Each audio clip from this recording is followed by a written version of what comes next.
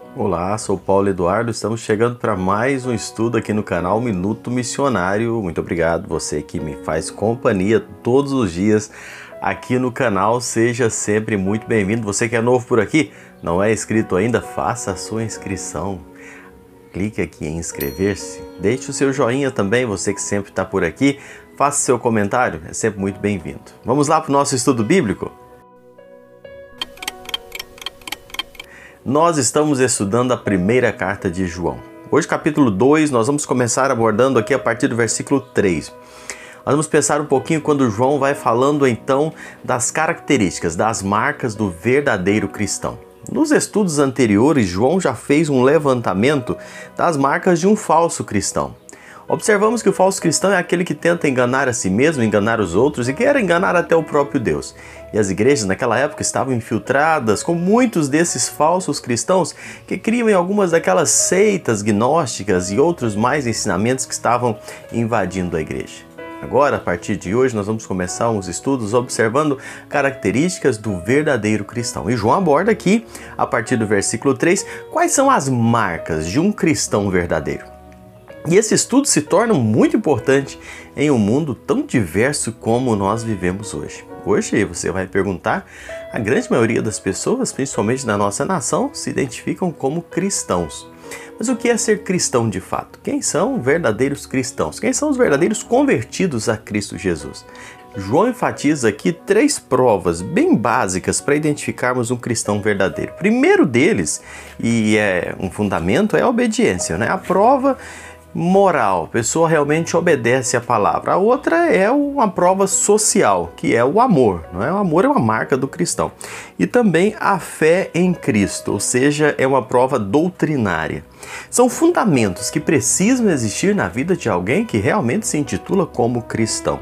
Nós só podemos conhecer um verdadeiro cristão, na essência, na origem da palavra, se ele realmente é um seguidor de Jesus, né? Se ele segue o modelo perfeito que é o Senhor Jesus. Cristo andou aqui neste mundo e nós que seguimos a Ele somos orientados pela própria palavra a andar como Ele andou, a amar como Ele amou, a nos doar como Ele se doou. Realmente isso é um desafio.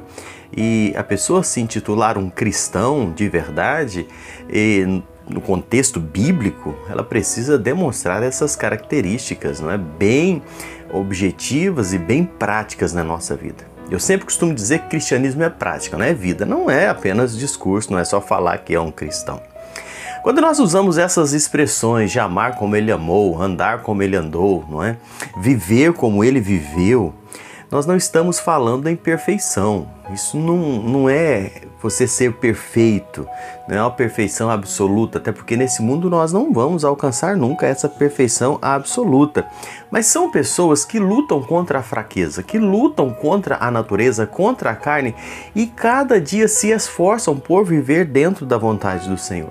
São pessoas que não se entregam porque simplesmente a sua natureza ou é o mundo que vivemos, essas pessoas lutam, batalham para viver em novidade de vida. Isso é uma marca de um cristão. E aparece. Eu sempre digo que o fruto aparece. Em alguns momentos, o fruto fica muito evidente, o fruto do Espírito na vida de uma pessoa. Até porque a boca vai falar o que o coração está cheio. As ações vão expressar quem nós somos de verdade. E isso fica muito evidente. Isso é uma característica extremamente importante do verdadeiro cristão.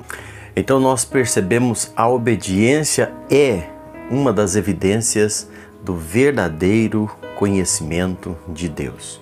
Obedecer, isso é um fundamento, sabe? Nós precisamos entender que ter comunhão com Ele é experimentar, é andar com Ele, a comunhão com Deus, a essência, é a base da vida eterna. Você olha João 17:3, deixa isso muito claro. Conhecimento com Deus e comunhão com Deus, não é? São os dois lados da mesma moeda. Existem muitos questionamentos hoje entre conhecer a Deus ou ter comunhão com Deus, porque muitas pessoas querem conhecer a Deus, mas não têm comunhão com Ele. E conhecem algumas coisas sobre Deus, mas não vivem com Ele. Então, é algo que nós precisamos pensar muito, né? Deus nos criou para termos comunhão com Ele. Deus nos criou para andarmos com Ele. E o homem só vai ser plenamente completo, só vai repousar quando ele de fato descansar em conhecer, em ter comunhão com Deus. Sempre teve muita confusão sobre esse aspecto. Eu estava dando uma pesquisada e William Barclay, ele destaca algumas formas de conhecer a Deus que existiam no primeiro século. E ele destaca a questão dos gregos. Os gregos, eles pensavam que podiam conhecer a Deus simplesmente por intermédio da razão. E eu vou trazer isso aqui porque acaba que hoje nós somos muito influenciados por esses pensadores lá do primeiro século. Os gregos influenciam muitos pensamentos até hoje. E muitos ainda, a exemplo deles, acreditam que conhecem a Deus simplesmente pela razão. Os próprios gnósticos, eles desprezavam os demais cristãos porque eles se julgavam superiores, porque conheciam, tinham um profundo conhecimento, não é? E ainda hoje tem gente que acha que você conhece a Deus por intermédio da razão, apenas pela razão e intelectual, em vez da vida moral. Então sabe muita coisa, mas não tem moral de vida. Isso não é conhecer a Deus. E nós temos ali grandes expoentes, não é? Filósofos gregos, como a gente estuda isso na escola, né? Sócrates, Platão, eles não tinham uma vida moral ilibada e ainda assim eram grandes intelectuais. Então fica muito nesse aspecto assim. Aqueles que têm conhecimento, mas não têm vida.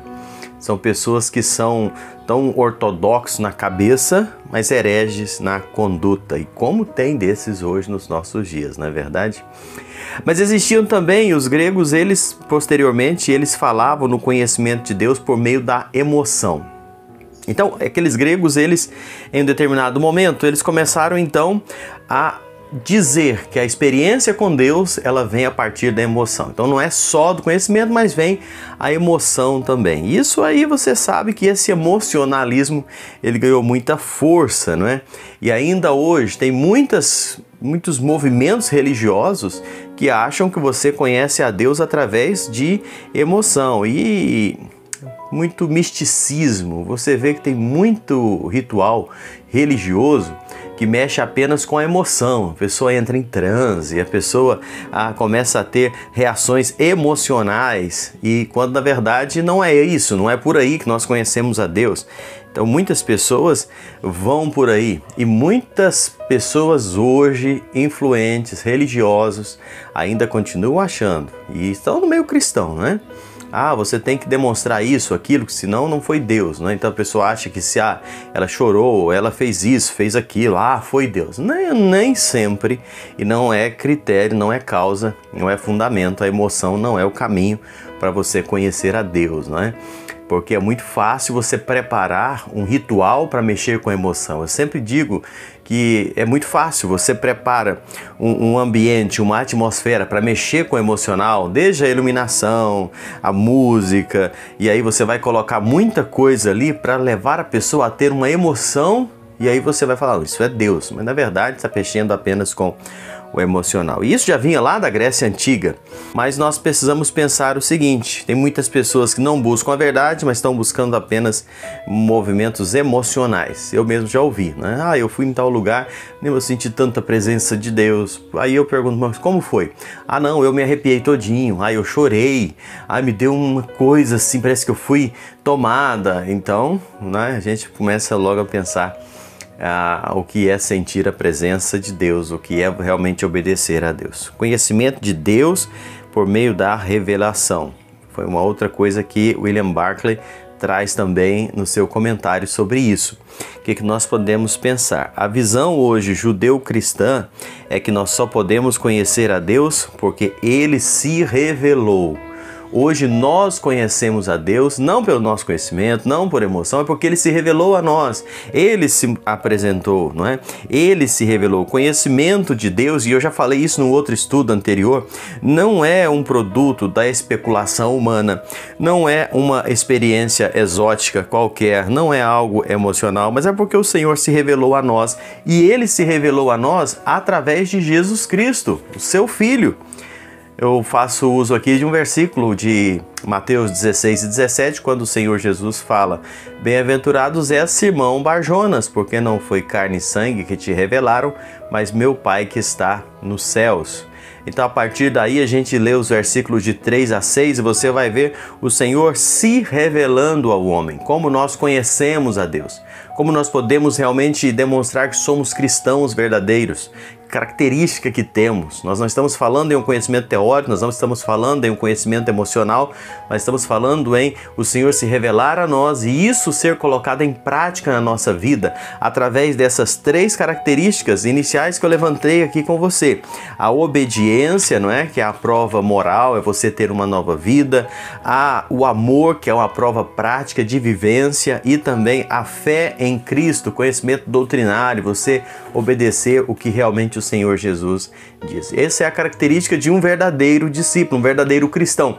E dos versículos 3 a 6, João aborda isso muito. Pensa nisso. Que Deus abençoe sua vida. Espero você no nosso próximo encontro aqui no canal Minuto Missionário.